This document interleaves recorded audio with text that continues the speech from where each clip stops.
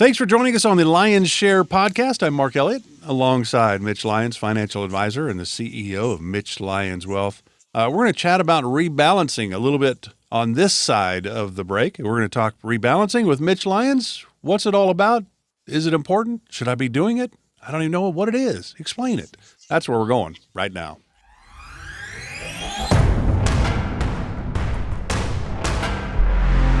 I wonder, NFL players, offensive and defensive linemen are different.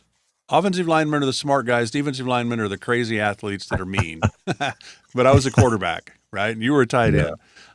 But to me, how much motivation is there from the coaches that are needed? These guys are making a ton of money. They're putting their body on the line.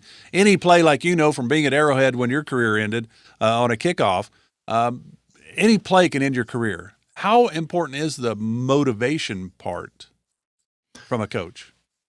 I think it's important. I think obviously at that level, guys are motivated from the standpoint that if I want to get that next big contract, or if I want to keep making the team, and I was a guy that was never, I never had a 3 or 4 year guaranteed contract. I was fighting for my spot every year. But I also think that drove me, right? I didn't maybe necessarily need as much motivation per se than some other guys did. But it's important. I think it's the culture, right? It's creating a culture. When I think back to Coach Gower, I mean, it was a winning culture. It's just, he talked a lot about having the right mindset, being able to handle adversity. He'd say, you're never as bad as they say you are. You're never as good as they say you are, right? Quit reading the press clippings and just focus on the process. Don't worry about the results. Results take care of themselves. Just focus on the process. And I relate that a lot to the same thing with retirement, right? Let's focus on the X's and O's and just making sure the process is right.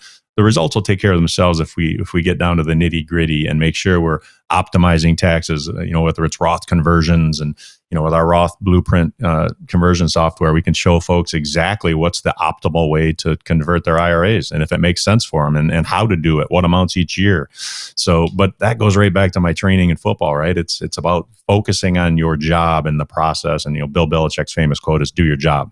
It's pretty simple. When we talk sports, you can always equate that to retirement. So you have people that come in or have a conversation with you and go, Mitch, man, I don't think I've got enough. I don't think I can retire. A lot of people look at the negative side. Then you have other people go, I'm pretty sure I'm good. I've got plenty. And then you look and they're really not as good as they thought they were. And the people that thought, I don't know if I can retire, they're good. I mean, there's emotional driven thoughts to retirement, are there not? Well, we run into both ends of it, like you said there, right? And I think in both situations, people tend to kick the can down the road, right? If they think they're okay, I think I'm good, I'm just going to plan on retiring at X age. But they don't really take a look at it. And then you have the other ones going, I'm not all right. I don't want to really look at it because I don't want to see all the red on my projections and know that I'm not on track. And I say, listen, stop kicking the can down the road. It's a new year. Let's stop kicking the can down. Let's actually take a look at where you are, right? You're going to miss 100% of the shots you don't take. If you have no idea what you're aiming at, you're sure as heck going to miss it. So let's just have a brief call. Let's talk about what you're trying to accomplish. Let's see where you are, what you've got accumulated, what you're making, what you're putting aside each year. And I'll tell you exactly where you stand. And if you want to make some, changes or, fix your plan to get you on track, great. If you don't, that's your prerogative too. But at least and you're making an educated decision. So let's finish this segment up with talking a little bit about Roths. We did talk about the Roth Blueprint offer you have. People that want to find out, boy, should I be moving some money from my 401k or my IRA into the Roth side, pay the taxes now, move it into the tax-free side?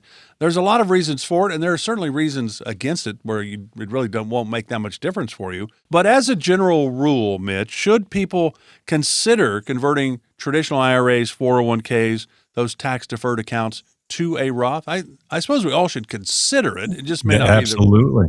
Yeah, absolutely. You should at least take a look, right? And that's what our Roth Blueprint software will do for folks is just show them, okay, does it make sense? And if it makes sense, at what level each year, right? Because like you said earlier in the show, you probably don't want to take your entire balance and convert it all in 1 year and throw yourself up in the highest tax bracket. You want to do it over, maybe it's a 5, 6, 7, 8 year plan. It's different in every situation, but we'll show you exactly what's optimal for you. And that's the key, right? We're not worrying about the general rule. We're worrying about what makes sense for you in real time in your situation. We can pull that up on a screen and we can, pull in all your all the factors, your tax rate, your IRA balances, your 401k balances, and look at and the other thing that takes into account is how are those distributions going to affect some other things, whether it's Social Security taxation or the IRMAA charges you have on Medicare. So that software accounts for all of that, and it'll show you exactly what the optimal amount. Now, whether you do the optimal amount, that's your call, right? But at least you know, and we'll do that analysis for you at no charge. And, if you choose to work with us, great, but at least you have the information and you know what makes sense mathematically for you to do. It really is interesting, I think, to a degree, when you think about people that are, boy, should I be moving money into the Roth world? Okay, well, how much do I do? That's where, and then you talked about IRMAA. So IRMAA is the income-related monthly adjusted amount for Medicare, and it's 2-year look back for Medicare. So if you're 65 and you do Roth conversions at 63, know that that's factored into IRMAA. So really the time to do a Roth conversion would be starting in your mid-50s and be done by the time you're 62, I guess, if you want to avoid the IRMAA charges. But that's something you also have to think about, I'm sure, is how old are they? Where does this fall and how does this play out down the road? But you also have to pay taxes on that amount you're moving to the tax-free world at that time. No question. And that's another thing that we take into account, right? Where's the best place to pay those taxes? Is it paying it out of the IRA that you're converting? Probably not. If you have dollars in savings that's just sitting idle in the bank account, sitting cash, that's probably a really good, because that's not a source that you're really earning a lot and it's being taxed as you go. So if we can put some idle dollars to work and pay those taxes, that's better. Or if if you have more of a not as tax efficient brokerage account, so we look at all that. What's the source? And when I talked earlier about your break even tax rate, that's the rate, and that's often lower, and more times than not, that's going to be lower than what your expected tax rate is down the road. And that's really what we're trying. That's our hurdle rate. Can we get it out at the what I call better, your break even tax rate?